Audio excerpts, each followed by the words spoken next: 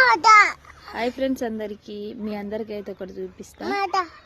మా అక్క ఏం చేసిందంటే సోరకాయ కొయ్యక్క అంటే మొత్తం తీసి ఇట్లా పడేసింది.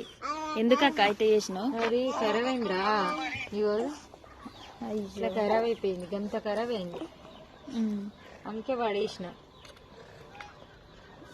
నేను ఎప్పుడైనా కూరగాయలు కట్ చేసి అన్నీ ఒక దగ్గర పెట్టుకొని కూర చేసి ఎప్పుడైనా, కానీ ఈరోజు అయితే టకటక చేయాలన్న ఉద్దేశంతో ఇక ఒక నుంచి పొయ్యి మీద వేసుకుంటేనే ఒక నుంచి కట్ చేసి వేస్తుంది. చాలా మంది ఇట్లనే చేస్తారు నాకు తెలిసినంత వరకు అయితే.